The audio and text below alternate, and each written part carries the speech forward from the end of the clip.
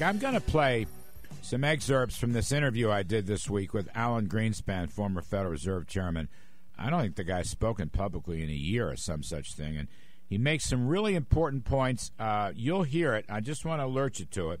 He says right now the businesses are frozen. They will not make long-term investments.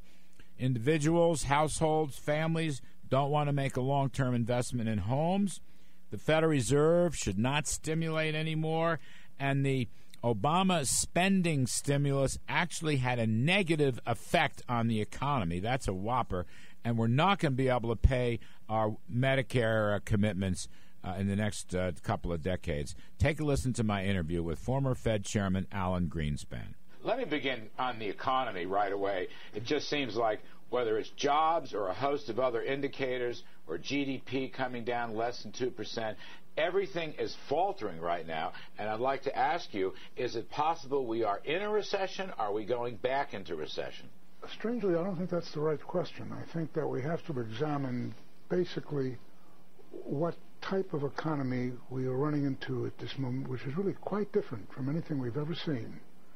The best way I would describe it is to think in terms of two separate economies. One is probably 92% of the GDP and is doing actually reasonably well. The other 8% is largely structures, or more exactly, long-lived assets. The attitude of business and households against committing to long-lived assets is extraordinarily suppressed. Investment. It's investment. It's almost like a capital strike. It's a capital strike for long-lived buildings. Those with 20 years of potential life and longer. It's both household and residential.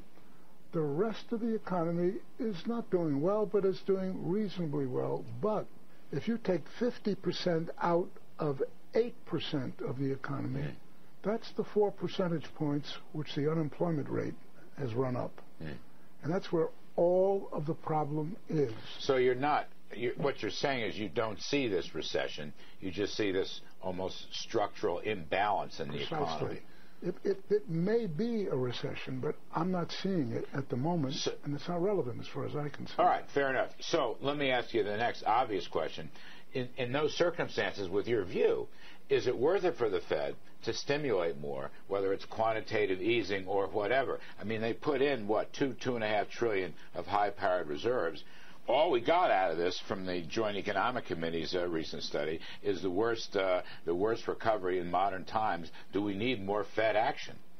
Well, I've stayed away from commenting on Fed policy. I will say this, however, that the data do show that the expansion of assets has had very little impact on the economy for an important reason, that we've created a major increase in the asset side of the Fed balance sheet and a very large $1.5 trillion increase in excess reserves, but there is no evidence that any of those reserves, which are essentially deposits at the 12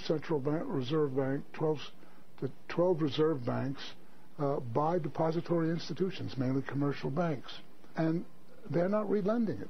And until those reserves get into the marketplace, into the purchase of goods and services, it has no effect. And indeed, you could collapse the whole system now without any really significant impact, and I think the Fed's aware of that. I mean, what about the other side? We've had almost about $1 trillion at federal spending. It does not seem to have done much good. Again, I go back to this Joint Economic Committee study. This is so-called economic recovery, the worst in modern times. So we've had $1 trillion of federal spending. What's that done? Well, actually, strangely as it may seem, the data are showing that it's negative. Yeah, made it worse. Well, I'm very surprised at the data, but the data themselves are very interesting. May I ask, okay, that's an impressive statistic. Look, in your judgment, does this have anything to do with the Obamacare health care program? The taxes, the regulations, has that affected business hiring? Has that affected expectations that the country is going to go bankrupt with another huge entitlement? In other words, in short, what is the effect of Obamacare been on this super lackluster economy?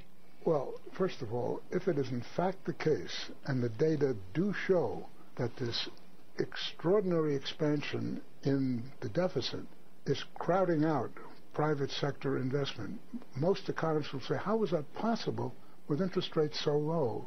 And I was shocked at the evidence myself, but what it is it's not AAA corporates that are being pushed out, or even probably triple B, investment grade. There is major evidence that the extraordinary rise in the deficit is preempting the savings that usually fund capital investment. But where it is it's heavily concentrated in those areas which pay high interest rates. I mean, to be sure, at 2%, you're not going to be stopped by anything. But it might be smaller businesses that have to pay higher rates. It's smaller business. I mean, you look at and it would affect their hiring, their job hiring, would it not? It affects everything. But the point being is that all of that decline that we're looking in this sort of second part of the economy is coming in this direction, and a very large part of that is the result of the large deficit itself, including the problem with Medicare.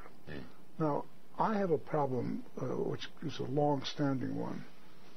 It's that I don't think the economy is creating enough GDP as we get out into the future to actually implement and fund the types of commitments that we have made to the American public. I mean, I have nothing against the fiscal commitments, the health care commitments. It's health care, but it's anything. But obviously, the health care entitlements are the critical issue where the expansion is occurring. But when I look at the data, what I see basically is an extraordinary set of pressures which say to me, by, say, 2030, government will not be able to fulfill the promises now legally on the books in real terms.